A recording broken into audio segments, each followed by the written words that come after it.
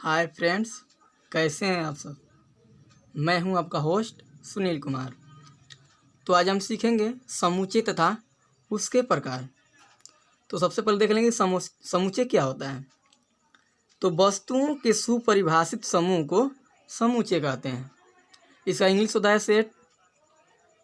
कोई भी चीज़ हो उसका जो भी समूह, वास्तव में तो समूह को ही समूचे कहते हैं, लेकिन कैसा समूह समूचे कहलाता है।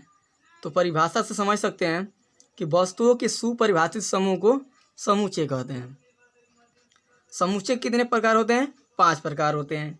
पहला होता है रिक्त समूचे, दूसरा होता है परिमित समूचे, तीसरा अपरिमित समूचे, समान या सम समूचे, और पांचवा होता है एकल समूचे।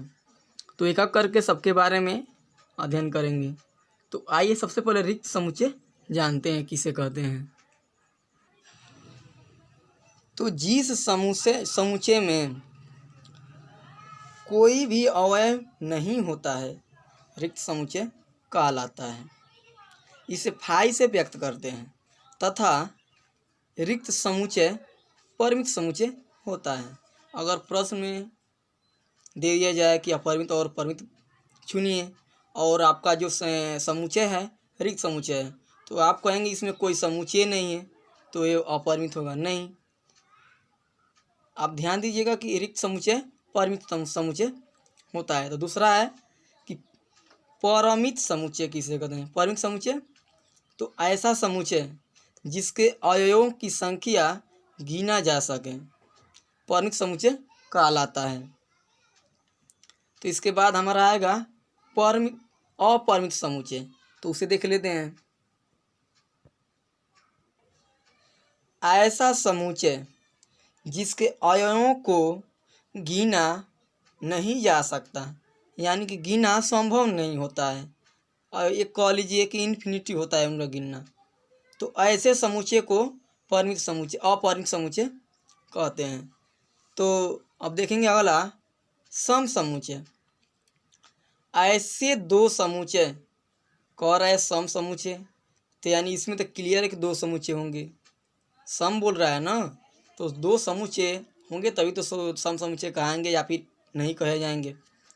तो ऐसे दो समुच्चय समान समुच्चय कहलाते हैं जब ए के सारे अवयव बी में हों तथा बी के सारे अवयव ए में हों।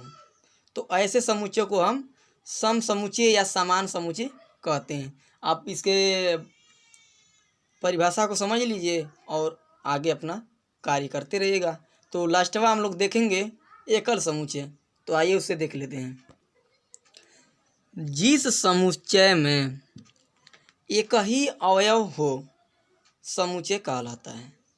एक उदाहरण दे दें जिससे से आपको एकदम पूर्णतः समझ में आ जाए। जैसे देखिए, समुच्चय को हमेशा अंग्रेजी वर्णमालाओं में से कैपिटल से व्यक्त करते हैं। तो माना कि समुच्चय ए कैपिटल है और समुच्चय को मझला कोष्ठक यानी सर्पाकार कोष्ठक में हमेशा व्यक्त करते हैं। तो माना कि इसमें कोई 4 है, फिर इसे सर्पा कोष्ठक से बंद कर देंगे, सर्पाकार कोष्ठक से। थोड़ा गलत बन गया है लेकिन ठीक है, कोई बात नहीं, आप बना लीजिएगा अच्छे से। तो इसमें गिनिए, इसमें अवयव यानी सदस्य, इसके सदस्य कितने हैं? तो 1 हैं। तो परिभाषा कह रहा है कि जिस समुच्चय में केवल एक ही अवयव हों एकल समुच्चय कहलाते हैं। तो अब देखते हैं कि इसके समान कोई समुच्चय हो सकता है क्या। इसमें जो अभी आया है कि समान समुच्चय, तो मान लीजिए कोई समुच्चय बी है, इसमें भी 4 है।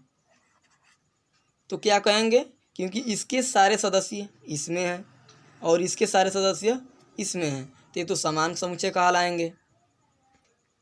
और एक बात और, क्योंकि इसे हम गिन सकते हैं, जैसे इसमें कितने सदस्य हैं? 1, तो ये परिमित समुच्चय होगा। जैसे अभी हम दिखा रहे हैं कि मान लीजिए a बराबर 0 भी है, ठीक है। तो इसमें भी कितने सदस्य हैं? 1। ये मत समझिएगा कि 0 है तो इसका कोई मान ही नहीं होगा, इसका कोई मतलब नहीं होगा। लेकिन ये भी तो एक सदस्य है, 0 भी तो एक सदस्य है, तो ये भी क्या होगा? एकल समुच्चय होगा। अब देखते हैं कि अपरिभाषित को माने अपरिमित को देख लेते हैं। जैसे मान लीजिए कि c बराबर दे दे सम संख्याओं का संग्रह दे दिया। तो सम संख्याएं क्या होती हैं? 2, 4, 6, 8 डॉट डॉट डॉट। तो आप बता सकते हैं कि सम समुच्चय बता रहे 3 जब दे देगा तो हम समझेंगे कौन सी संख्या है। तो 2, 4, 6, 8 यानी कि इससे ये लग रहा है कि ये क्या है? सम संख्याएं हैं। तो देखेंगे गिन सकते हैं आप इसे। सम संख्याओं का अंत नहीं होता है। होता है? नहीं होगा। तो क्या होंगे ये अपरिमित समुच्चय होंगे। ठीक है, लगभग आपको समझ में आ चुका होगा। अगर आप हमारे चैनल पे अभी तक नए हैं तो हमारे चैनल को सब्सक्राइब कर दीजिए और सब्सक्राइब करने के बाद एक कमेंट कीजिए, जिससे कि हमको पता चले कि आप हमारे सदस्य बन चुके हैं। हाँ, आपको कोई भी सवाल हो चाहे जो भी हो, नहीं समझ में आता है तो कमेंट कीजिए। और आपको किसी पर भी वीडियो चाहिए तो कमेंट कर दीजिए कि मुझे इस पर वीडियो चाहिए, तो हम उस पर बनाएंगे। अगर आपने आज कमेंट किया तो कल आपको वो वीडियो मिल जाएगी। धन्यवाद।